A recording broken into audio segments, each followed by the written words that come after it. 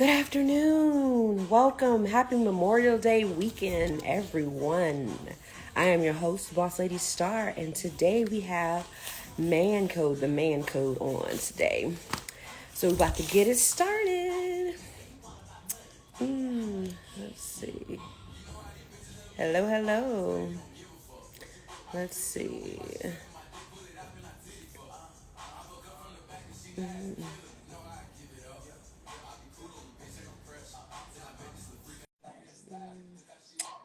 Hey, Ladarius, how are you? Happy Sunday. Hey, how are you? Good. How are you doing? Good, good. Can you hear me okay? Perfect. Can you hear me? Is the question. Yes, yes, I can hear you just fine. How's your Memorial Day weekend?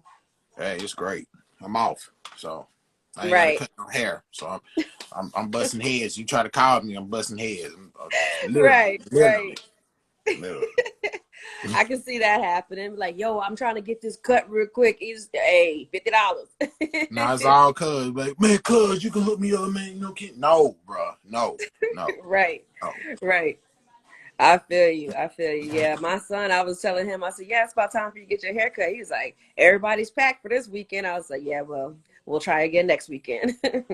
That's why you got to book. See, that's why I be trying to tell these young folks. Y'all got to start thinking ahead. You know the weekend coming up. Go ahead and book, and then Right, it's gonna remind you you got an appointment there, and then you just show up, go get your haircut. Now you fresh and somebody else on the outs. Gotta right, come on, right. man. That's why we got the booking system. That's why we got it. Exactly. Yeah. They don't be thinking ahead like that. And he's 16, so I'll be trying to tell him ahead of time too. Mm. So make sure you do it now because you start getting yourself set up so you could always be prepared, later on. But See, they think they got time, so that's the issue.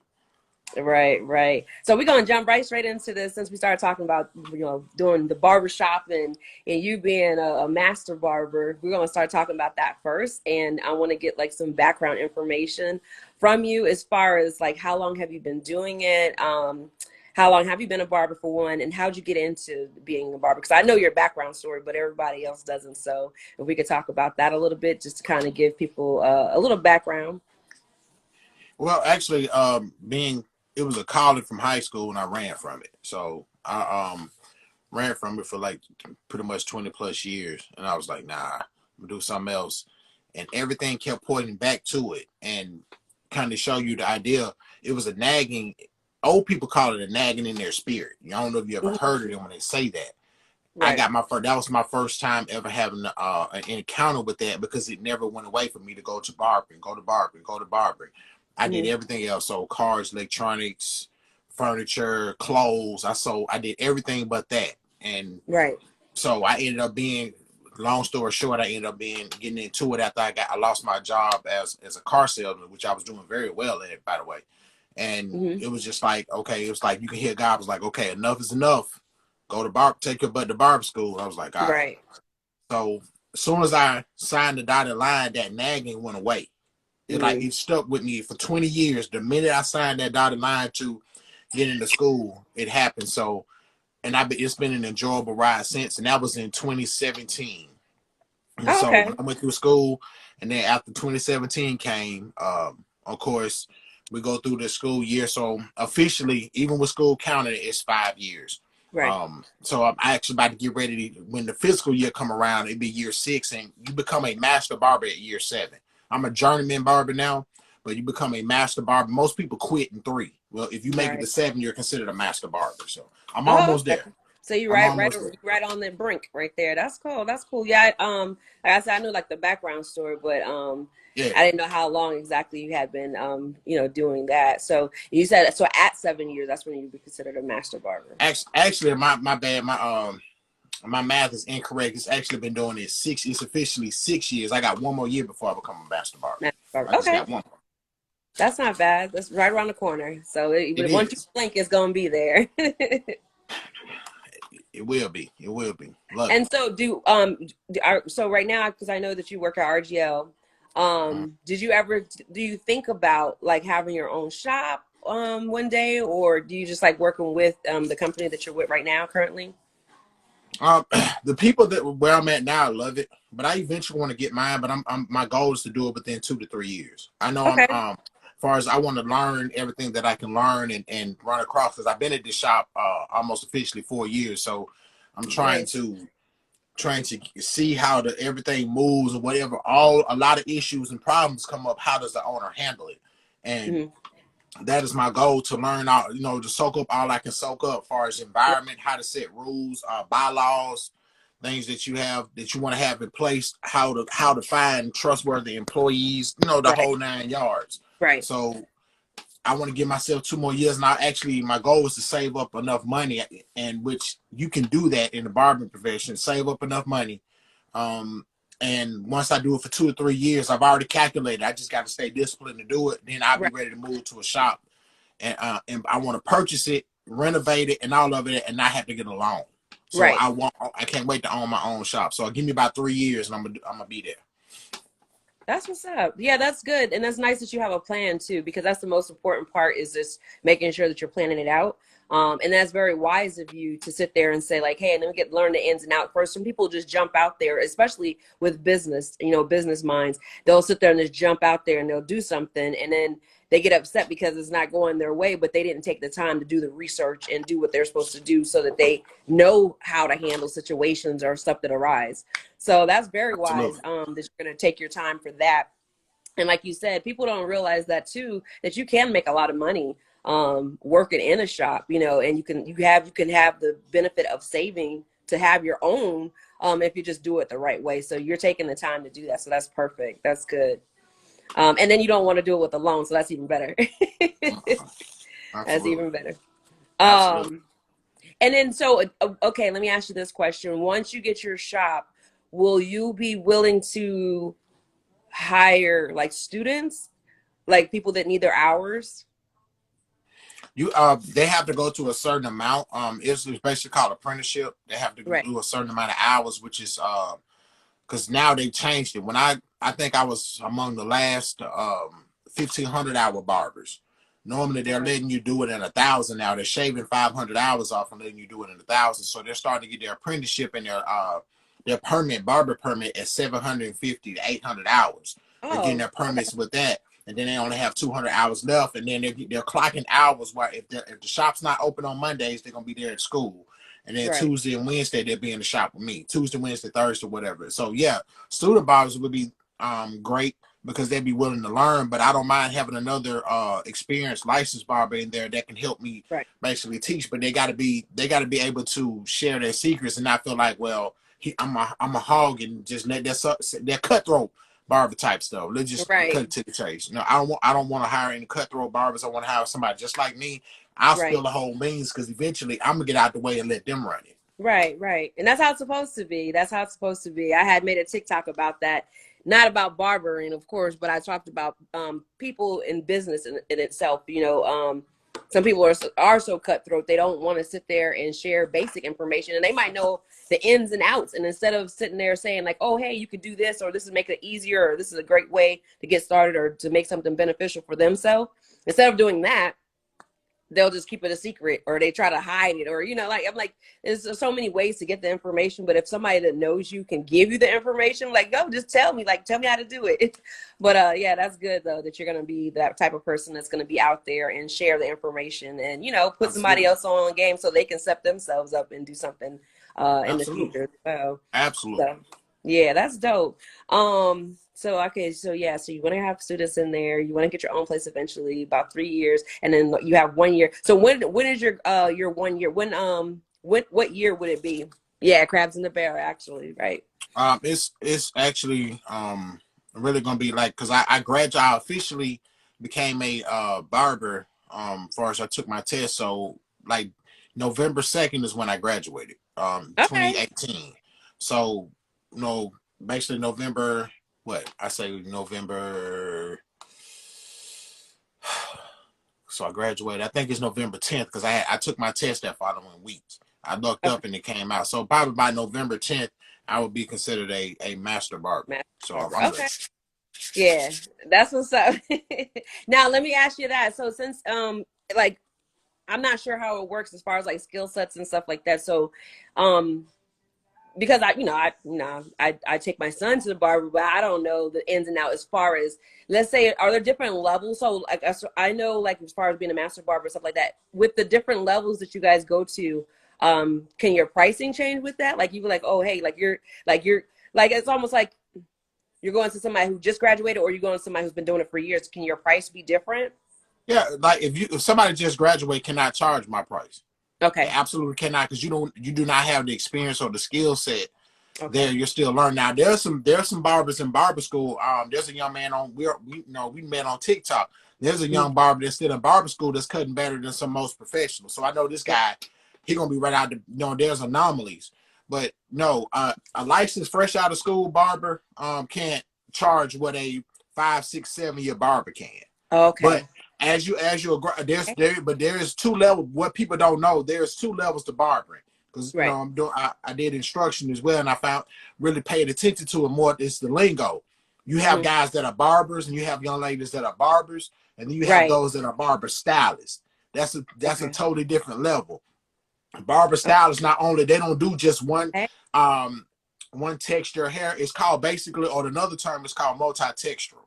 So Multi. Okay. meaning I can cut every texture of hair, no matter what you bring and sit in my chair, I can cut it. I am a stylist. I also can do women's hair. Cut the Right. bob, like the hair that you do. I actually can cut that type of hair. I can do Right. that Right. style, and I also can color as well. Okay. Which and then I'm gonna add braiding to my palette too as well. So when I be able to do that and natural styles, which I'm getting Right. ready to learn. I just went through a color class with one of my good friends. Basically, just took me through a whole color demonstration so I can learn how to formulate color, and it's very difficult. So Yeah. when you learn how to do that, that's when your income can increase, because you can do way more things than just cut hair or Right. cut a Right. wave. You know what I'm saying? Temp fade, ball fade. It get monotonous after a while. But if you add more to your menu Mm-hmm. on your skill set, you become a stylist, and anybody can sit in your chair. You can cut them. Okay, that's what I was wondering, because I was like, yeah, I know different places charge different things, but I wondered Yeah. if it was also different levels to it, like somebody that was new, somebody's experienced, somebody's been doing it for like 10 plus, whatever. I was wondering if that worked out that way. So that's good to know. That's nice to know, that there's levels to it, and Yes. to Absolutely. offer that opportunity to men and women that want to step their game up. It was like, okay, you can just do some basic stuff, or you can do some advanced stuff, and like the different Mm-hmm. levels too. I didn't know. So when they're called so if it's a barber stylist, that's somebody that has like the both, they can do both, right? Absolutely. The barber stylist, they're pretty much half barber, half Right. hairstylist. Okay, gotcha. They can do Okay. both. Okay, that makes sense then. Yeah, okay.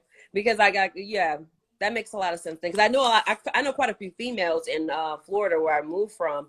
I know quite a few females that are barber stylists, and I never knew what that meant. I was like, okay, you could do hair, but now you broke it down. It makes a lot more sense, because their skill set is at a different level. It's not just cutting hair. Like you said, like they know like the different color schemes. They know how to do color. They know how to do, like you said, you're about to add in braid into it. So there's a whole bunch of different things that they can do, not just the regular. Okay, that makes sense to me now. Now I got it. So I can tell somebody, I'm like, okay, well, what kind of hairstylist or what kind of barber are you? Well, what's your level? What's your skill set? Where are you coming from? Well, a lot But of times too. Hold on, I'm gonna show you something. Sit right okay, there. I'm gonna show you something real quick. Hold on. all right, no problem. To give you the understanding of it, give me 1 second.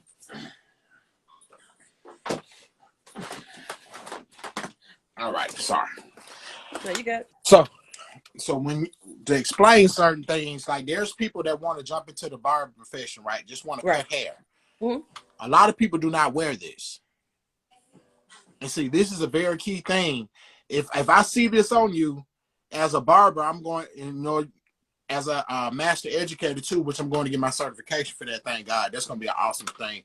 But this is one of the lessons I learned. It's the first thing I went and bought when I became a licensed barber, because of Mm-hmm. what it means. See, there's what people don't know about barbering. We were more than just cutting hair. Mm-hmm. As far as the history of it, you cut hair, that's cool and all that, but people don't know we used to be dentists, and we also used to be barber surgeons. We performed surgery. Okay. So this used to let them know that this the bit wherever you saw this is this. Oh, I can go get my teeth pulled, or I can go, this is the place I need to have surgery because they need to know this. So Right. real quick, just to show you a lesson on it, the white represents the bandages, the blue Okay. represents the veins, and the red is the blood. So they would sit there and take the bandages when they wrapped it off, they would sit it out there, and the wind Right. would blow it where it wrapped around. And then the bottom of this is where they used to drain the blood into. So it was called bloodletting. So all the blood would drain down to the bottom of it. And Okay. so the bandages will wrap around it. So when you see somebody wear this and they cannot explain that to me, that lets me know they was not improperly instructed. Because this Right. is the basic thing you're supposed to know what this means. You don't just Okay. throw this on. And there you can also get fined if you're not a licensed barber. You cannot just Right. wear this. You would get fined for that. Oh wow. That's how serious the hairstylist situation can be.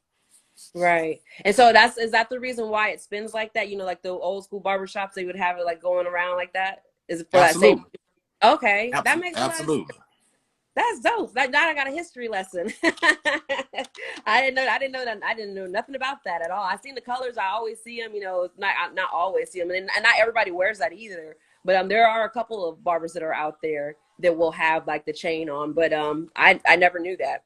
Never knew Well, that. I'm gonna tell you too, the crazy part about it, just to say, because this is the most fascinating part about it for me, is Mm-hmm. that Alexander the Great only became Alexander the Great because a barber helped him in history. We actually helped change history because Mm-hmm. all of his, just to give you this, and then we can move on because I don't want to take up too much. I might bore people to death with it. Now you good. Go ahead. It's your But day, Freddie. It's your day to shine. So shine.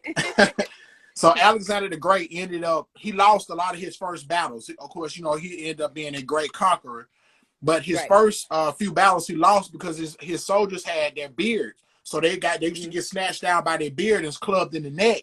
And so he was losing that. So the reason why the military shaved, you notice they used to shave their face. He called in a barber to shave his guys' faces, and he went on to have the streak that he became, for far as becoming Alexander the Great because of that. So a barber came in and shaved all of his soldiers, and that's why the military don't wear facial hair to this day.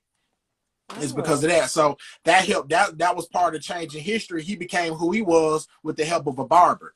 And also, the first barber was Merrimack, who actually lived in the castle, or at least should I say the palace with Pharaoh, back in Egyptian times. So that they were high status too. Right. So they were pretty much up there with barbers used to be up there with government officials. So they're not just this side hustling dude that you see trying to sell CDs out of his barbershop. We were high-ranking officials back in back in history. We were very important.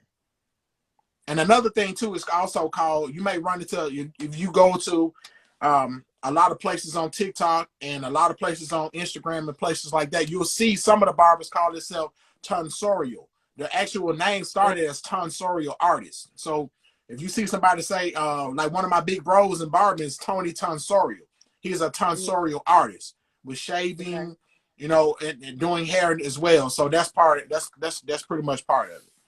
So I thought that's what fascinated me about it. So this was the first time I ever wanted to learn something that got wrapped into it. So when I heard that, I studied it, and just to give you a side note, show you how blessed I felt being that when you find your niche, this is the first time I had a 96 average going through barber school. I was 4 points away from being perfect. So I know this. Right. That's what's up. Yeah, I like interviewing people that have a love for what they do, because you could tell like it's shining through right now. Like you're talking about it, you're like, yo, let me tell you about this. So I love when I interview people that love what they're doing because they have a passion for it, but then they can explain it in detail. And like I said, some of the stuff you're telling me right now, I have no clue about. I didn't know half the stuff you talked about so far. So that's why I wanted to also interview you, because I was like, yeah, I'm pretty sure other people don't know that, like the simple history, but we wouldn't know. We just know we're going to take our kids to get their hair cut. You know what I'm saying?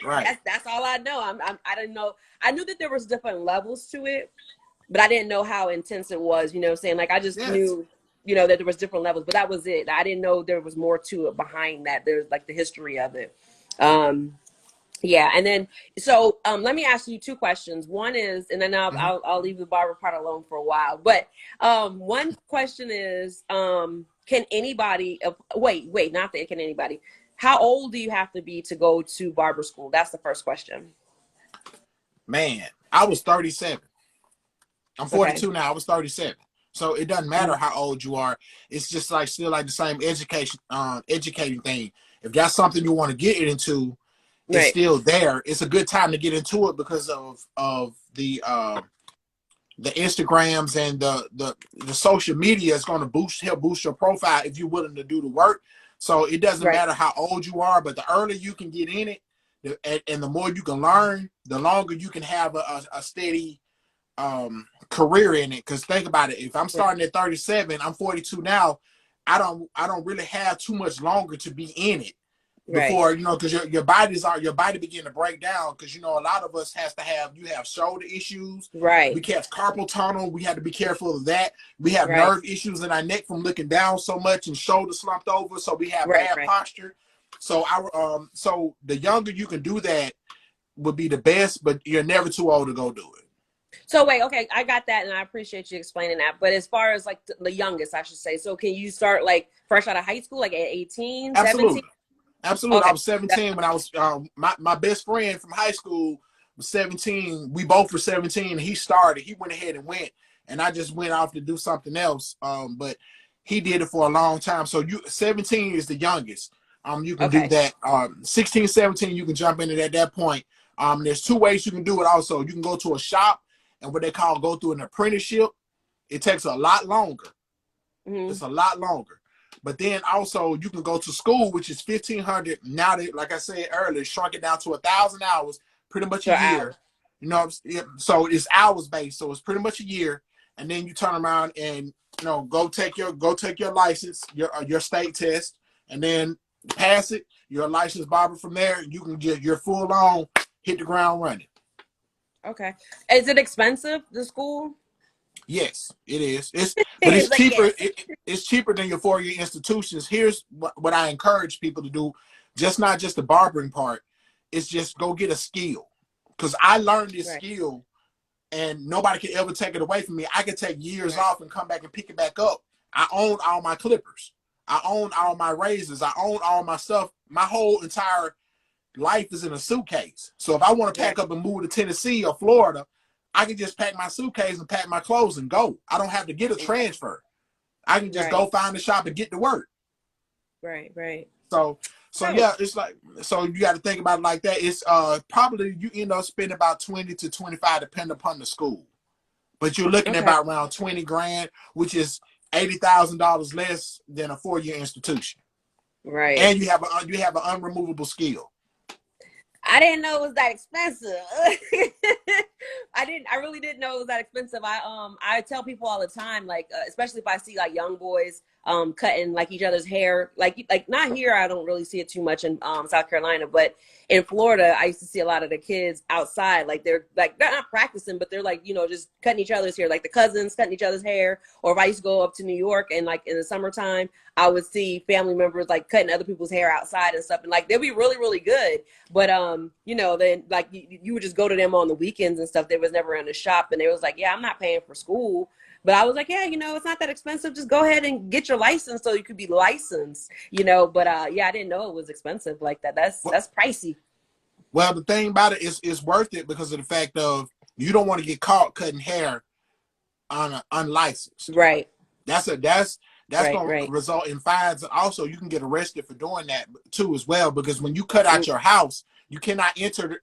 Like for instance, if I want to cut home, I have to have a separate entrance way. Versus like if I want to come in and have my family members, friends, and cousins come over to the house, they can't enter Right. in through my barbershop. I have to have a separate entrance and exit for them to enter the part of the house. And it has to be Oh. totally cut off and separated from, like, because think about it, hair gets everywhere. Everywhere. So Yeah. it's unsanitary. If you're cutting Right. in your living room and then you're cooking in the kitchen, hair can get in your food. Right. You Right. got the AC on, hair can get in your food. You see what I'm saying? So Right. it's unsanitary. That's the reason why they tell them it's unsanitary to do that.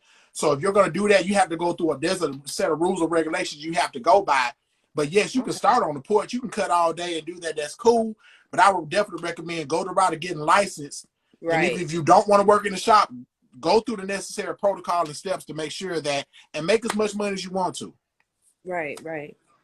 That's dope. Yeah, okay. Okay, so that explains everything. That makes sense to me. And then the last thing is, because I have a brother, I have a brother who's in Jersey, and Mm-hmm. he has a phone book of a phone book listing of charges. Let's just say that. Okay. But I was telling him, I was like, look, you know, you out, you got everything, you've done all the time that you had to do everything. So now is a good time for you because he's really good with, you know, with the Clippers.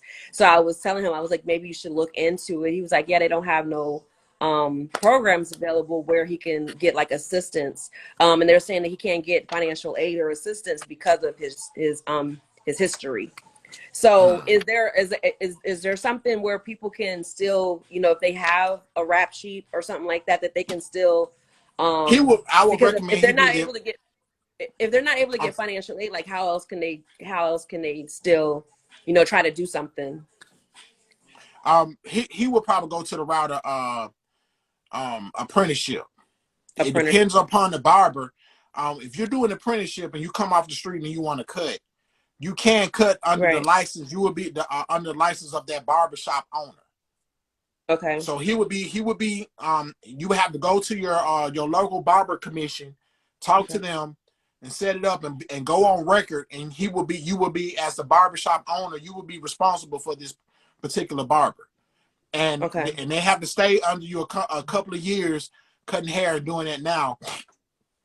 And then officially you probably be able to go and take your test, which you have to pay for, so forth and so on to get your license. But yes, you can do that as well.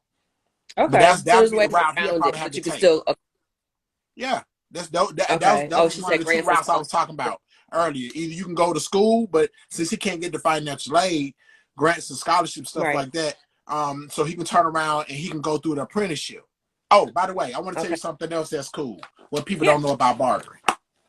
Okay. Y'all learn chemistry and anatomy in barbering. You don't just pick up clippers. You got to know chemistry and anatomy too. You got to know the body. You got to know, and did you know we were also in disease prevention? Because just think about this too. If your clippers are nasty, you never clean them. You cut somebody that has AIDS or HIV, that can transfer from your clippers. You cut this person open because guess to show you, like when I cut my hair, when you see my hair is cut, this is micro cuts to your skin. Right. So the closer I get, the more layers of skin I'm cutting off. If your clippers are not clean, you can transfer Mm. diseases to them as well. So that's sometimes you don't learn that in a barbershop. You learn that through school. You have to be in disease prevention. Right. That's why you have to be clean. And you can also find if the commission comes around and they see or that you're very nasty or you're unsanitary. Your stuff is not disinfected, it's not sanitized, it's not clean. Right. You're going to pretty much get your shop Right. shut Right. down, and you're going to get heavily fined. You're going to get fined tens of thousands of dollars if you're the shop owner, because you're going to get. I Yeah. think you're going to That's get sad. fined. I think it's $1,000 per barber. You're going to get fined. Oh wow. Wow. Yeah, that did Brandy said she's learning a lot. I'm learning a lot too, Brandy. Yeah, I'm learning a lot too, Brandy. Yeah, I didn't know that. I didn't know that you could do transfer diseases. You know, when we see stuff, we see like razor bumps or something like that, and That's part say, of it. you know, oh, okay, you know, it's the clippers, it's just dirty or whatever, and that's as far as we go. But we don't really do anything else as far as you know, informing. They don't tell us like, oh, okay, yeah, it's more to it than just dirty clippers. They don't tell us Right. that, you know what I'm saying? So now I'm sitting Yeah. there like, oh, my baby. But see, you got to think about it too. Just to give you another idea to show you, like this is basically the top layer of skin is called the dermis, and then you have the epidermis is the second layer of skin. You see what I'm saying? So you have to learn this type of Right. stuff. There's some people that has a lot of issues with their top layer of skin, and a lot of these diseases what they call communicable. You can transfer from your Right. clippers to another person, from person Right. thoroughly. If not, you can spread disease. Because think about it, you be like, man, why my head got? I ain't never had these bumps before. Where he cut somebody and then clean them. Because Right. I've seen people cut somebody's hair, sit the clippers down, go do something, go get a smoke break, come back and pick the clippers back up and start cutting somebody else, and he never even brushed the hair in between the teeth. He Right. never took a. He I never seen took that. a. Right. He never took a straw and cut in between the cutting blade and the stationary blade. He never stuck a straw in between there to get the hair out, blow it out, clean it, and then start with the new person, spray it down, start over. No, Right. that's why we use alcohol. That's why you use um, disinfectant, all type of stuff. So that's why you have to use that as well. And then there's stuff called H12 that helps prevent HIV from being spread too as well. So you got to know all this stuff. You just can't pick up clippers and get the cutting because you're going to get yourself in a whole lot of trouble. Right. Just a Right. little side Right. note I just wanted to share with you. Yeah, I appreciate that. I do. I appreciate that share. So let me ask you a question. Okay, this is my last question, I promise, about that anyways. So my last question about being a barber. If you, let's say I'm taking my son to the barber shop, and when I take him there, I noticed that what you just said. Can I mention something to the person like, hey, you didn't clean the clippers, or can we mention something? Absolutely. It's always probably, sometimes it's not received well. But most people have reported them to the barber commission, found out and reported them. And some people have talked to the owner. It's really up to the owner. It's what they allow and what they don't allow in their own shop. So I would mention it to the owner. And I also definitely would mention to the barber, hey, man, you're going to clean those clippers? Because I've done it. If you're going to put those on my head, like, bro, you know what? You can cancel my appointment. I've walked out before. No, bro, you're not going to cut me. You didn't clean them clippers. You didn't cut the last 3 people. You didn't even brush them off. You didn't spray them, brush them off. Nah, man, I'm good, bro.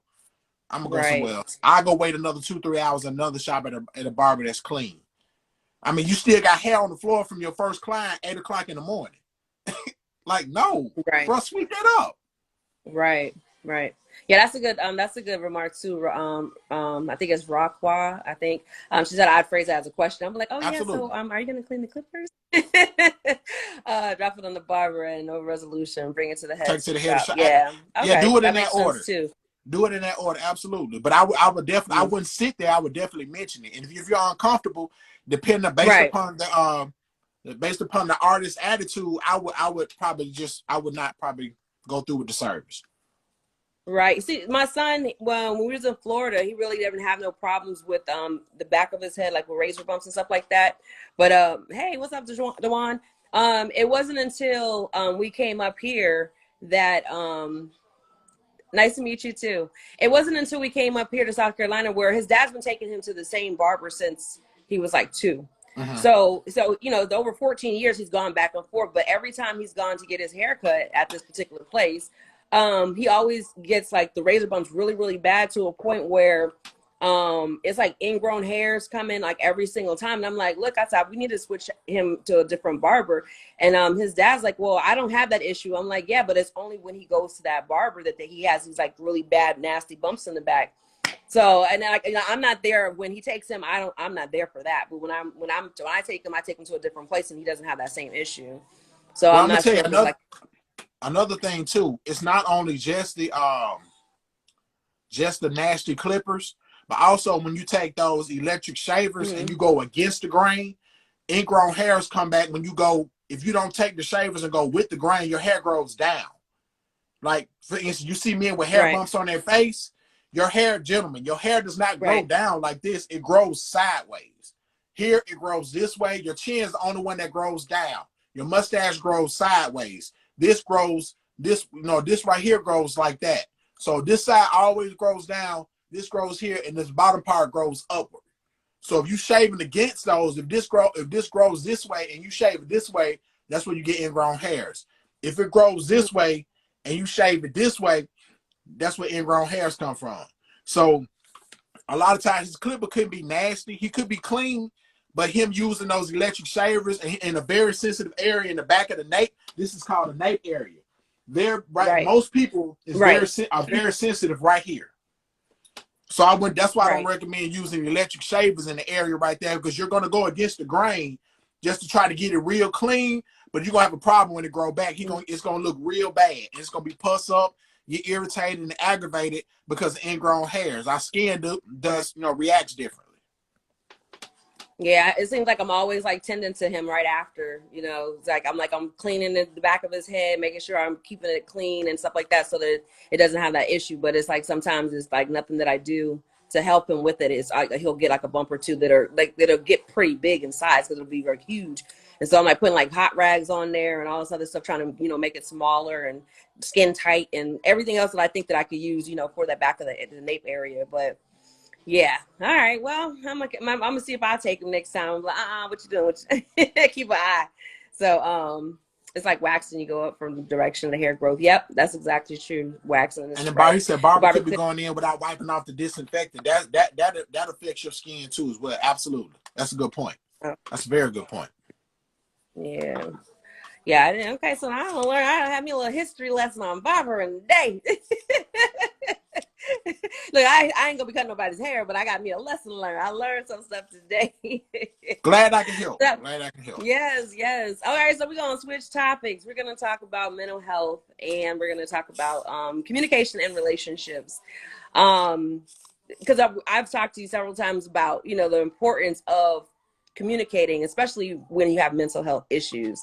So, and like especially with the Black community, I know with the Black community, it's like, you know, frowned upon or looked down upon when people, you know, mention mental health or mental disorders. And then that's another thing when they call it a disorder. I'm like, okay, they might have a mental health problem or they might have something going on upstairs, but it doesn't necessarily mean it's a disorder. But people don't really feel comfortable talking about those types of things. So I wanted to kind of get like a little feedback from you, how you feel people should be able to communicate or talk about it, or, you know, like as far as like men, because, you know, I wanted to talk to you about it on this platform because I know that you have a lot to share as far as being a Black male yourself, and then, you know, just being able to talk freely about that. So is there any information you'd like to shed about that? Mental health is it's always been an issue in the Black community with us. We always have, some of us have that uncle that's probably seen some things in the military, that has had probably possibly nightmares, and never had the opportunity to speak about those things. Think about the Wounded Warrior Project, just for example. If that Wounded Warrior Project would have been around where you could sit among other soldiers and discuss your mission and decompress, you know what I'm saying, you would have turned around, my father would be alive. You see what I'm saying? So my father died because he compressed a lot of the information and it stressed his body out because he couldn't tell the average person, civilian, what they did over there. But he could tell other soldiers. So that messed with my father's psyche, and it also physically messed with his body. And so once it physically messed with his body, he ended up passing away from that. So that was a lot of mental stress on him. So what I mean, where I'm going with this is, if you don't have a safe place, a non-threatening environment for communication. We talk about that in relationships. We need that for people with mental health. It needs to be non-threatening. You need to be paid.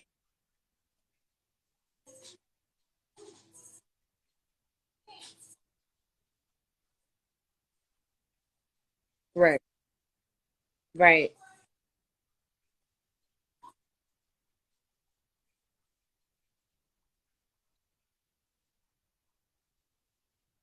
Foolishness that we internalize, it becomes a problem because I can't tell you about it. I can't say anything to anybody. So now it's toying and it's taking me through this mental torment. So we need to be mental safe places for them to where they can release and talk to us about what's going on. So now that's going to make them even go through even more. Just be a safe space. When they come to you, be a safe space, and not just to be a safe space. Also be a place where they can trust you to know that their secret is not going to get out because they told you. Right, right. Absolutely. Absolutely. That's one thing that's discussed, you know, when we came back from Iraq, you know, they did offer us counseling, mental health counseling, something like, you know, they offer all those different things to us. But when you're in it and you're looking through the other side, you sit there and you like, you know what? I don't want to talk to nobody. Or like you said, like your father, he felt that he couldn't talk to anybody because he didn't want to talk to somebody that hadn't been through that. And that's kind of where I was at. I was like, I don't want to talk to somebody that just went to school. Like I want to talk to somebody who's also been a veteran, so they can understand and they can be in the, you know, they don't have to say, oh, me too. It's not like the Me Too movement. It's not like that. But at the same time, more of an understanding of where we're coming from. So, Yeah. So, yeah, I think that that's, that makes perfect sense if you're able to communicate with somebody, especially somebody that's having mental health issues or they have mental health concerns. It's definitely important to be able to open up and talk and share, somebody with somebody that's either have the same level of understanding or coming from that type of background so that you can feel comfortable. The person that Absolutely. I actually opened up to, and when I first started going to mental health counseling, was actually, he wasn't a veteran, and it was so crazy because we would talk. I was working in mental health service in the VA hospital, and we used to talk during lunch breaks. And he was like, "Yeah, you should schedule a session." And I was like, nah, I don't want no session. We just sit there and have regular conversations, but we would talk about me in the military. And then I actually signed up with him one time, and then it went into having a really good counselor out of that situation. Mm. But he wasn't prior service, and that's something that I preferred, was to have somebody that was prior service. But yeah, military members should be able to speak freely without fear of any career, yeah, repercussions. That's actually true. And the people that are in the military, they suffer from that a lot, because if they're still doing time, if they're still under contract and then they're trying to go get help or seek help, that's looked down upon sometime. Yep. It's looked down upon, like, they want to sit there like working in the mental health facility, like working with the VA hospital, and hearing how some of these people would talk about military veterans, it made me not want to even be seen there, because they were like, oh, the crazies, or they'd give all kind of nicknames for the people that were coming in to be seen. And then some of these veterans were considered to be veterans, but at the same time, they were still in the service, active duty. And because Mm-hmm. of that, like, they felt that they were comfortable going to the VA and talking to these professionals, but you hear the professionals talking, behind the scene, it was something totally different. But yeah, when you're in the service and you're doing, you have your military, you have to go every day, and you're, providing for your family, and then you're trying to seek help. It makes it just like that much more difficult, it seems, to want to talk about it freely anyways. Absolutely. I agree. And Absolutely. civilians is Because no killer race, correct. Yeah, I was just reading P. Alexander's message. So yeah, that's true though.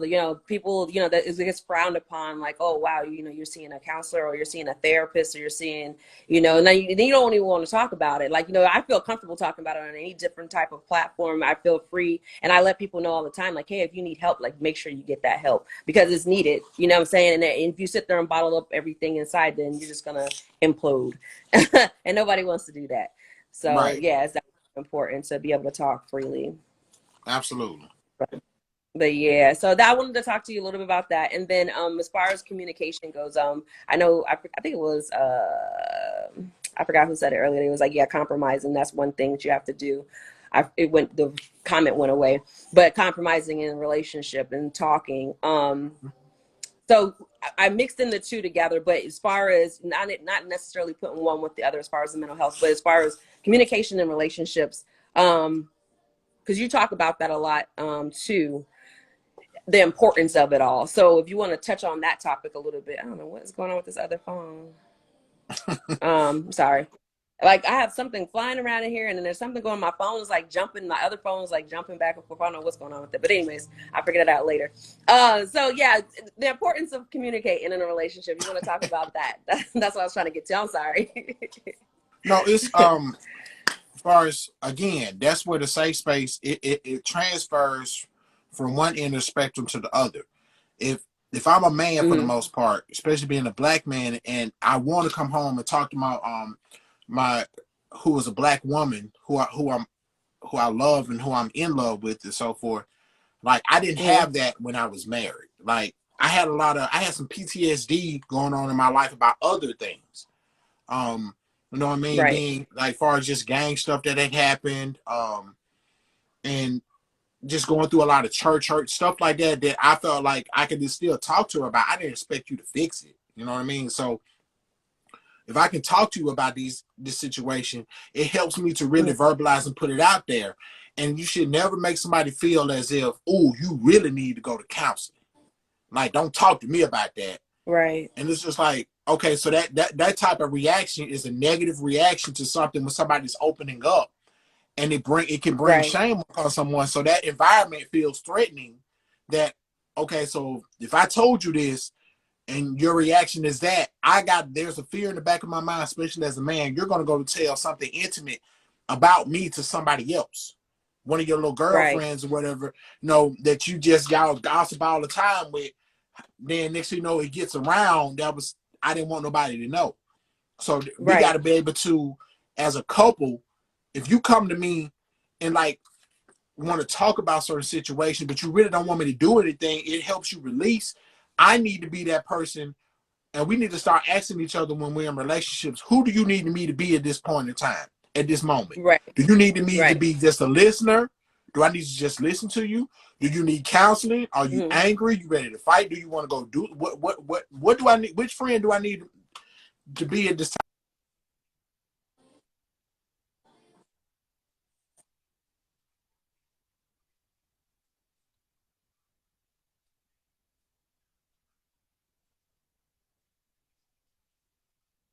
And he listened. Right. And there was times he gave me advice. Listen, bro, it's time for me to talk. You need to hear this and help me talk me off the ledge with certain things. So we need to be able to adjust to the people Right. that we're talking to, and be that accordant, be that type of friend in that particular time. Right, right. That makes perfect sense. P. Alexander said having someone you can download all that you hold in and things you deal with at all time and not feeling judged or made to feel bad for even opening up. Man, That, what? That's crucial. That's yeah. crucial. Because how many people, think about how many marriages, like we talk about, I was in one. How many Mhm. marriages do we talk about all the time where a lot of women get mad and feel justified for saying that their husband's cheating? But we don't ever talk Right. about how unsatisfied and unhappy he is with you to cause him to In cheat. the relationship. Yeah. In a relationship Right. with you, he's unhappy with you. Give him the moment to tell you and have a real talk. And allow him to have the safe space that you demand as a woman. A lot of times with us is that I run into this a lot. A lot of men run into this a lot. Women just really want it. Y'all can unload and unload and unload. We appreciate that. But it's like when it's our turn to unload, it's like,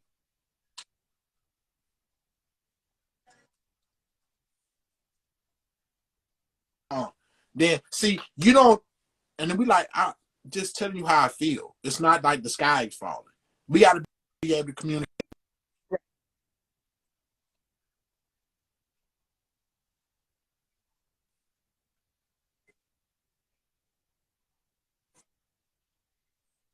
Right. We common ground and fix it.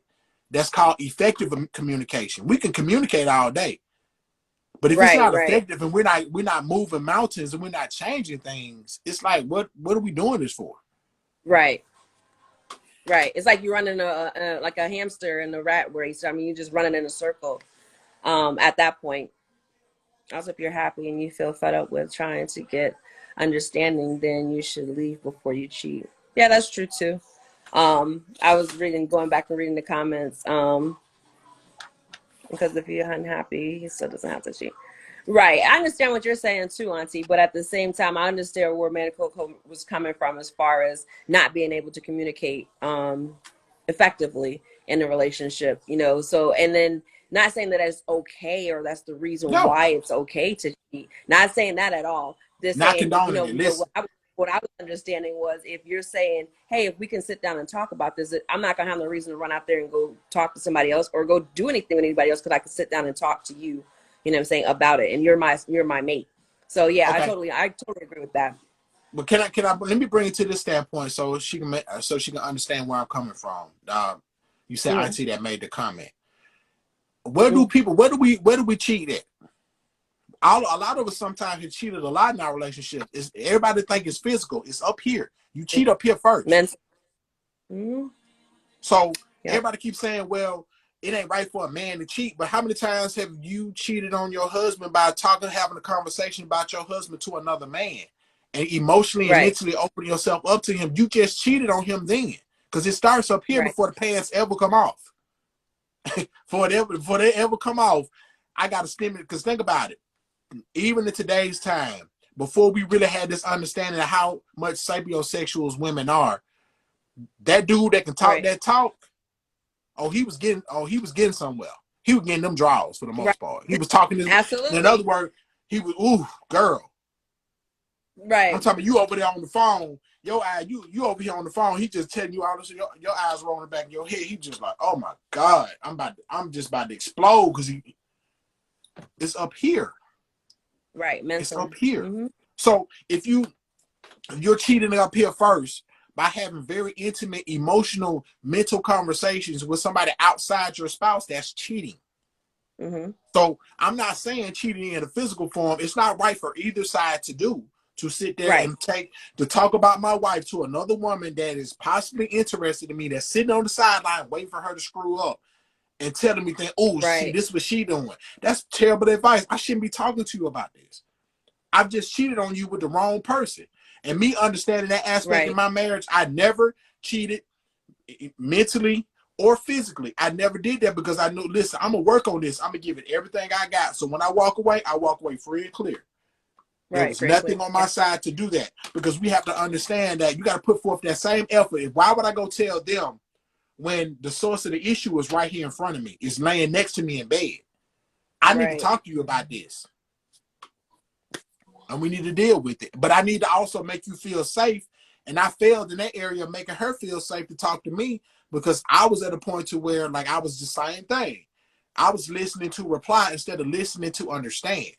When we Mm-hmm. stop listening to reply all the time and listen to understand, we could possibly get somewhere. And that's on both sides. Right.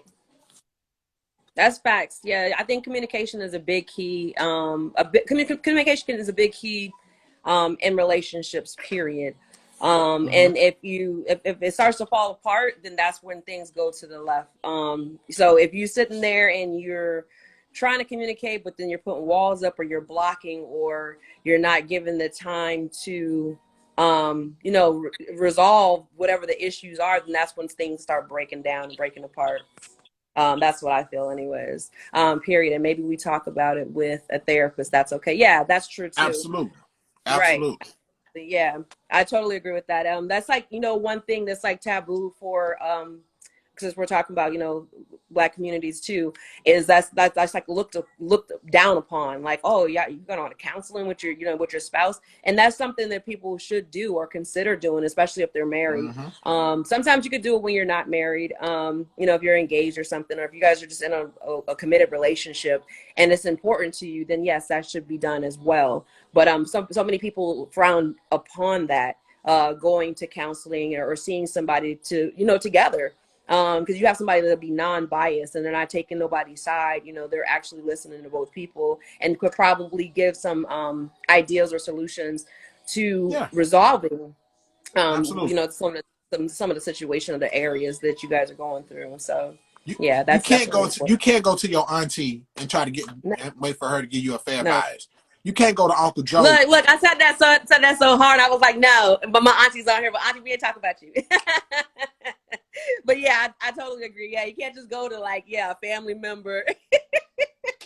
You can't go to a family member or a close friend and be thinking like you're gonna get like a good opinion about it because just your best Absolutely. friend or whoever, thinking that, oh, okay, yeah, they're gonna help me with this advice. No, they're gonna have their own feelings and they're gonna be biased about it because you're that person's friend. Even if you sit there and think like, Absolutely. oh, I can talk to my best friend and they're gonna tell me right or wrong. I hear that all the time. Like I have a couple of people that are in relationships that I know, and they'll sit there and say the same thing, like, oh, I can talk to so and so because so and so is gonna let me know about myself. They will, but at the end of the day, they're gonna take your side because that's your friend.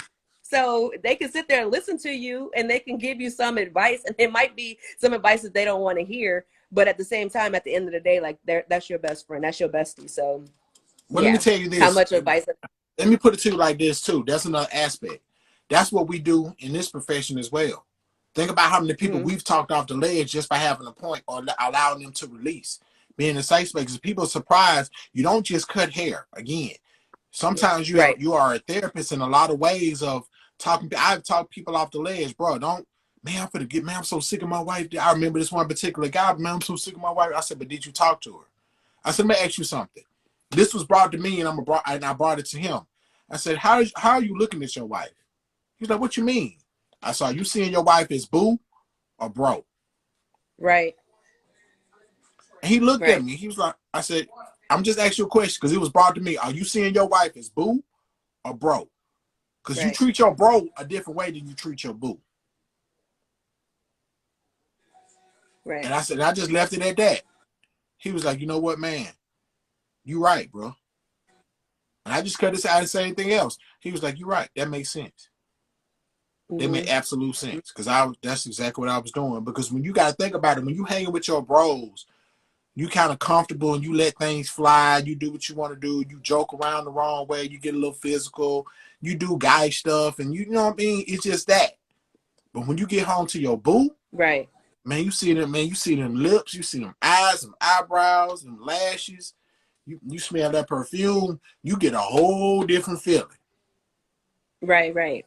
You speak softer. You show a little respect. You wanna do a little cuddling, a little smooth, Right. little PDA. You know what I mean? So your whole mentality Mm-hmm. changes. So if you Right. don't Right. see it that way, that's how you're gonna jump into the situation. And I had to learn that in what ways was I treating my wife like bro, and what ways was I treating her like boo. And I had to start Right. changing that. Even though unfortunately we didn't work out, it was another lesson learned that I had to look at, okay, let me stop treating her like bro in a lot of areas and start treating her like boo. Let me do this lovey-dovey finger down the throat type stuff. Right. You know, let me Right. do that because that's, you see what I'm saying. So we have, that's just an evaluation you have to be able to do, and Right. also be able to take counsel and understand that's if that's what the results you want, then you got to put in that type of work to get that. Got to put in the work. Right. Absolutely. Absolutely. I'm just going to go back real quick and read a couple comments. So P. Alexander said, nothing wrong with counseling, but it's also no one's business that you're trying to better yourself. Right.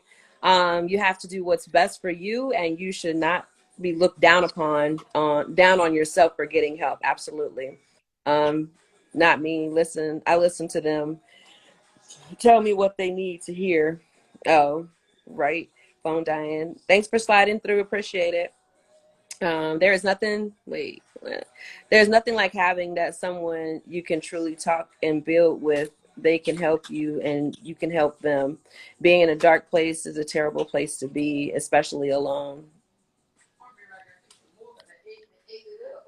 Okay. I don't know what this laughing for was after. I don't know. Maybe that was something that you said. But anyways, yeah. um, yes, that's true. That's absolutely true. Absolutely true. But yeah, and that's another thing too. So that's why I wanted to talk to you because it kind of like tied all in together.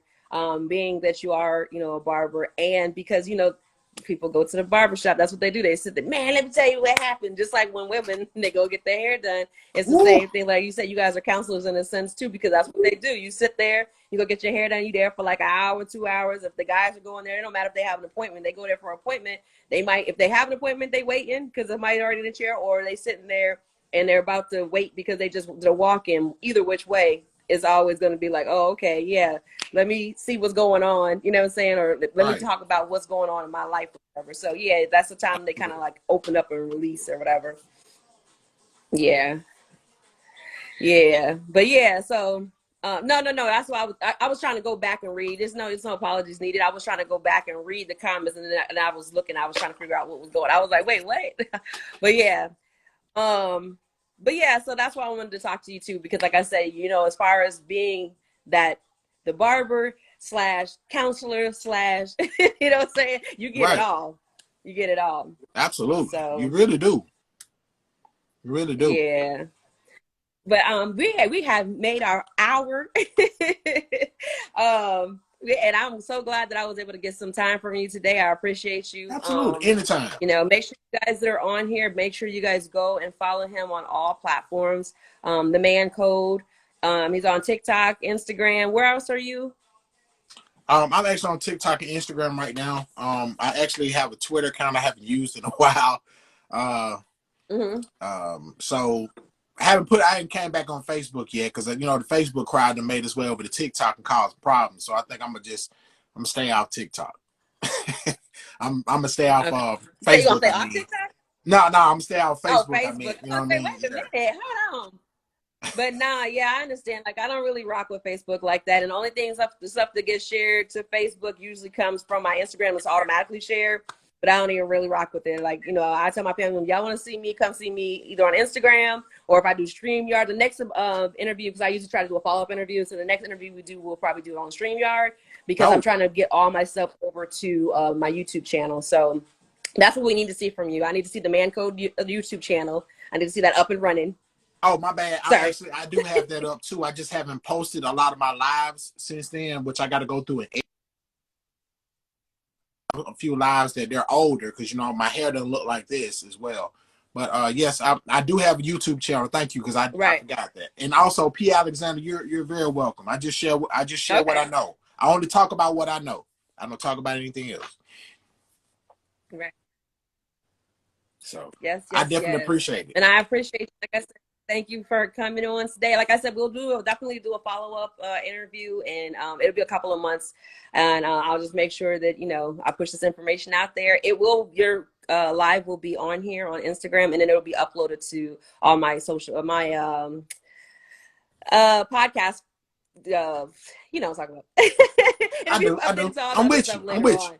So I'm with you. yeah, I'm so with you. yeah, yeah. But yeah, Raquel, I'll make sure I follow you as well. I think I seen your follow from you, so I'll definitely follow you back. And we're here every Sunday, 6 o'clock. So make sure you guys join us next week. Next week, I'm actually having Joshua Showtime Williams. I'll make sure I post that after this interview. And Okay. once again, Manco, I appreciate you. Thank you, sir. And Thank thank you for you. your No time. problem. And you have a good evening. Absolutely. I appreciate you. You know, you came calling when my girl boss lady wanted to do it. You definitely know I'm in there. I'm in the building with you. Right, Anytime. right. Yes, I appreciate it. Thank you. Absolutely. Y'all have a good one. Thank y'all. All right. All right, y'all. So that is the end of this podcast. I appreciate you. I forgot who made a comment about my shirt earlier. I can definitely post the link um in the description afterwards, so you can go and you can get the purchase the shirt too. Also, the promo code for it, so you can get your shirt there off the website. I'll make sure I post that afterwards. Thank you so much for coming through. Thank you guys for your time today. And like I said, we'll be back next week, June the 5th. It'll be posted right after this, so stay tuned. Of course, you know I got to post some TikToks too, because that's what I do every week. So thank you guys for being here. I appreciate you all, and have a great night. Boss Lady Star